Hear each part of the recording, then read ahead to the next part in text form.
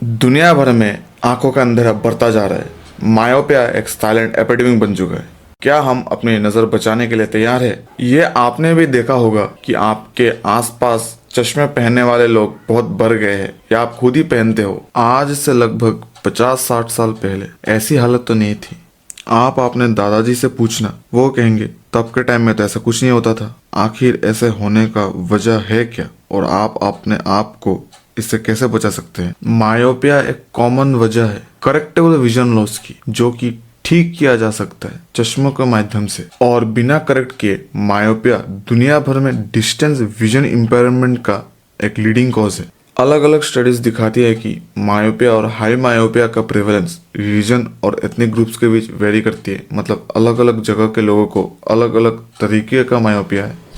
एक recent landmark publication estimate करती है कि 2050 तक दुनिया की आधी पॉपुलेशन मायोपिया से अफेक्टेड हो जाएगी। एस्टिमेट्स ये कहती है कि 2050 तक लगभग 5 बिलियन लोग मायोपिया से प्रभावित होंगे, और उन 5 बिलियन लोगों में से लगभग 1 बिलियन लोग हाई मायोपिया से पीड़ित होंगे। और इससे भी ज्यादा चिंता का विषय यह है कि मायोपिया बच्चों में भी बहुत तेजी से बढ़ता जा रहा है। जब बच्चे नजदीक देखने वाले काम ज्यादा करने लगते हैं, तब रेटिना, जो आंखों का वो हिस्सा है जो रोशनी को महसूस करता है, रेटिना के एजेस पर सही से फोकस नहीं हो पाता है। ये ब्लरी इमेजेस आंख को लंबा होने पर मजबूर करती है, जो मायोपिया के लेवल्स को बढ़ाने का काम करती है। रिसर्चर्स ये जानने की कोशिश कर रहे हैं कि कौन सा केमिकल या फिजिकल प्रोसेस इस चीज को कंट्रोल करती है। उन्हें अच्छी तरीके से अभी तक पता ही नहीं है कि ये क्यों होता है, मतलब सटीक तरीके से नहीं पता। और अगर हम इस प्रोसेस को अच्छी तरीके के साथ समझ ले तो फ्यूचर में इसे कंट्रोल करने का तरीका ढूंढ सकते हैं। और एक और कारण हो सकता है जो इस चीज को बढ़ा रहा है, वो है बच्चों का लंबे समय तक घर के अंदर रहना। आजकल के बच्चे बाहर कहाँ जाते हैं? एक समय हुआ करता था जब ज्यादातर लड़के बाहर खेला करते थे,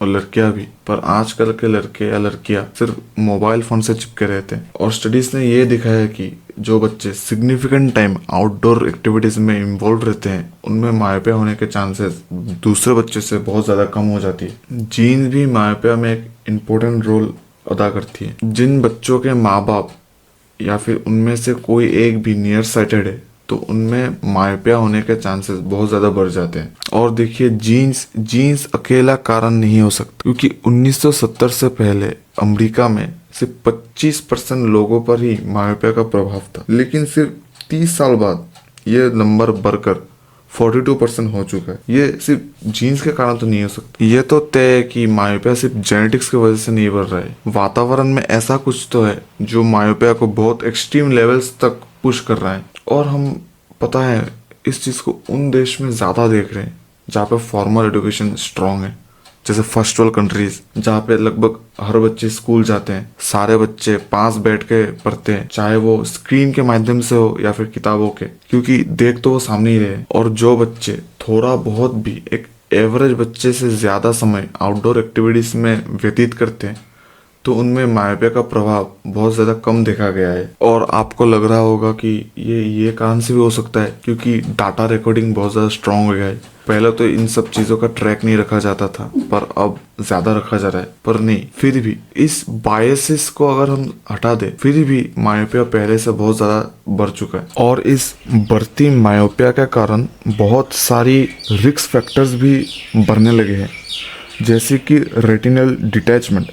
हाई मायोपिया में रेटिना पतली हो सकती है, जिससे इसके अलग होने का खतरा भी बढ़ जाता है। मायोपिया में आँख का प्रेशर बढ़ सकता है, जिससे ऑप्टिक नर्व डैमेज होने का रिस्क होता है। इसे ग्लूकोमा कहते हैं। और जिन लोगों को मायोपिया है, उनमें समय से पहले कैटरेक्ट होने का भी ज्यादा खतरा रहता है। ये एक बड़ा रिस्क फैक्टर है मायोपिया का। मैंने इसके सारे नुकसान, खतरा और ये क्यों बढ़ रहा है, ये सब तो मैंने बता दिया, पर अब बारी है कुछ ऐसे टिप्स जो आपको प्रैक्टिकल वे में मदद कर सकते हैं इसे कॉम्बैट करने के लिए। क्योंकि अगर आपको इसका समस्या अभी तक नहीं हुआ है तो आप इसे जरूर अपनाएं, क्योंकि एक बार हो जाने के बाद इसे कम करना या फिर रिवर्स करना बहुत मुश्किल है, या फिर कह सकते हैं नामुमकिन ही है नेचुरल वे में। इससे बचने का एक बहुत अच्छा तरीका है जिसे 20-20-20 रूल पे कहते हैं। मतलब हर 20 मिनट में 20 सेकंड के लिए 20 फीट दूर देखें। अच्छी रोशनी से मेरा मतलब एक वेल लिटेड रूम जहाँ पे ज़्यादा अंधेरा ना हो या फिर ज़्यादा रोशनी ना हो, जिससे आपका आंखें कंफर्टेबल रह सके। समय समय पर आंखों की नियमित जांच करवाते रहे और इन विटामिन्स के लेवल को चेक करवाते रहे। और अगर आपके आंखों में प्रॉब्लम आ रहा है तो इन विटामिन्स को ज़रूर चेक करवाएं। और एक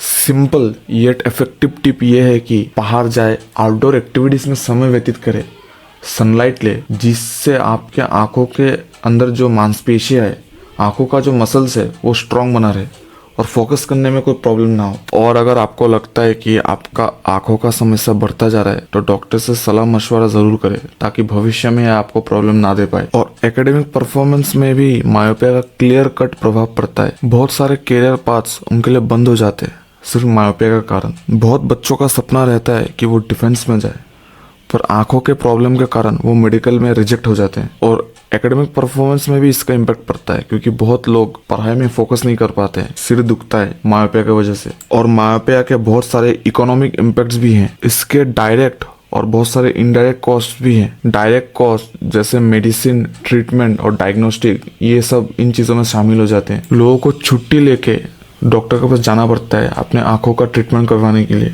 ये एक इनडायरेक्ट कंट्रीब्यूटर है प्रोडक्टिविटी लॉस का। और ये कॉस्ट डायरेक्ट या फिर इनडायरेक्ट एज के अनुसार, कंट्री के अनुसार बदलता रहता है। सोसाइटी पर मायोपिया का इकोनॉमिक बर्डन काफी सिग्निफिकेंट है। ये बर्डन हेल्थ केयर एक्सपेंसेस में दिखता है, जो आई exam, vision correction, medical treatment, medication, surgeries और प्रोसीड्यूर्स के रूप में होता है। जिन देशों में मायोपिया का प्रेजेंस ज्यादा है, जैसे कि सिंगापुर, वहाँ मायोपिया से जुड़ी डायरेक्ट हेल्थ एक्सपेंडिचर्स कुछ क्रोनिक डिजीज जैसे पार्किंसन डिजीज से भी ज्यादा है। और आगे जाके मायोपिया रिलेटेड कंडीशंस का मैनेजमेंट और भी महंगा होने की संभावनाएं हैं।